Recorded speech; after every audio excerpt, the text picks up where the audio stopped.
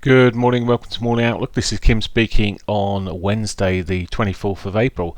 So, euro dollar yesterday did more than I expected in a day for sure. It did probably 2 days normal work in its price action there. Hit my original target there, 112. Where to now then? Well, it still looks weak in what we're seeing here. I say obviously, but we saw the retrace that occurred. I wondered whether that would be a sort of a near-term low, but we'll see. At the moment, we've air-kissed the daily pivot, probably hit it on some brokers, I'm sure. Where to today? Well, possibly down to that S1. I wouldn't be surprised if we saw more of a bounce because of the lows that we're pretty close to. On the dailies here, but if it I'm sure there'll be people coming in with prices and orders that are sitting below these recent lows. So I say recent lows, early April low, their current yesterday's low.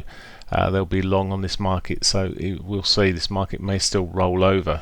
When I look at the sentiment of traders there on the retail market, we're seeing around about 63% of them currently long, so we could see a continuation to the downside. Where to gets a bit difficult because I say it could be a bit difficult. We could see down to the R1 sort of area. It would have taken out all the prior lows there and would be a decent range for the month for sure. Okay. But I wouldn't expect that in a day, by the way. But the pound dollar, pound also rolled over yesterday. We saw dollar strength right the way through these markets, and the pound in the day again, big day for the pound, and a big 4 hours there really is largely done in that session. Where to today? It's arguably got some divergence across these lows here. You see from the prior low to the current low, there's a bit of divergence sitting there. Maybe if we saw a break of there could be a trend line across the highs of these recent bars there. If it breaks that area, maybe it could be back for its daily. But at the moment, it certainly looks soft and may see further continuation. I think the easiest track where we've got the weekly S2 below. Daily wise, monthly S on the monthly pivots there may be the S1, but could roll out. I mean, I'm sort of looking at whole numbers as well. The 128, 129, we're not far away from then. 128 potentially. I've seen the support there before. Dollar yen. Well, the dollar yen, I mean, from a daily point of view, look at this relative to what we saw on the euro and the pound. It's barely moved. It had a bit of volatility, but it's a weird old day for the dollar yen. It sort of strengthened as money came back out of risk off, risk back on, and vice versa, and it's sort of being all over the place, and risk off again here, it's on, back on. It's choppy as anything, but the ranges are still very tight. At some point it could break out, but it makes it very difficult in terms of deciding on direction. My preference is still to the upside, but it's choppy as anything at the moment. Aussie dollar sold off. We've seen news through the Asian session.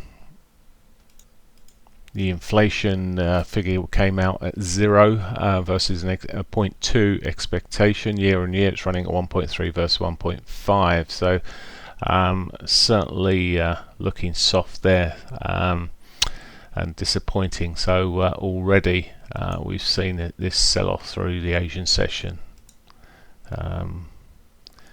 Where to today? Well, it may just consolidate, but if these markets, if they see more dollar strength, we could see this Aussie continue to run over.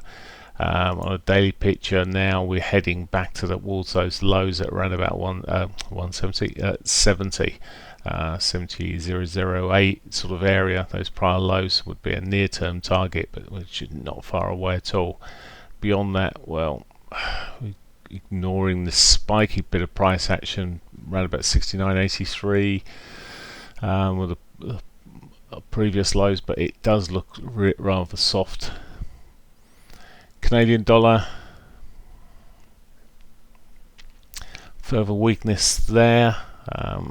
Not a lot going on for the Canadian dollar, but we do have, well, I say not a lot, we do today have the central bank meeting, and could see some volatility around about 3 o'clock, and then 4:15 we've got the press conference. So there is plenty on there for the Canadian dollar today, but I've got a feeling with the data that we've seen coming through, there may be a bit more dovish than the previous. Oh, I say previous hawkish. They haven't been particularly hawkish for a while now. They had been a few months ago, but if anything, this breakout that we saw yesterday could continue. It will obviously be patient for the data this afternoon, but it does look weak against it. Well, the US dollar looks strong against the Canadian dollar, let's put it a different way.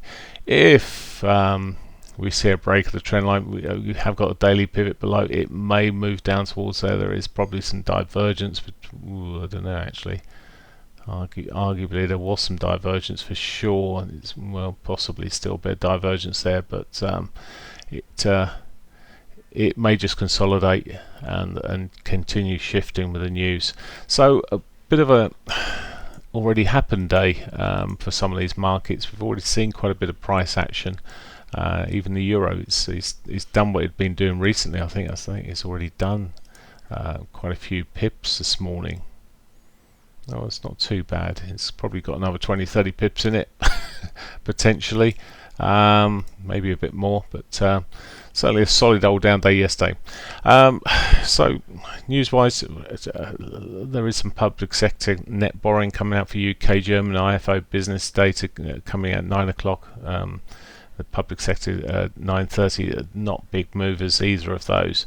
And it's a bank holiday later on then for New Zealand, Australia. So really, Canadian data is the main data today. We'll just see if we get a continuation of these current moves, but it is looking like a good solid dollar at the moment. Have a great day. Bye for now.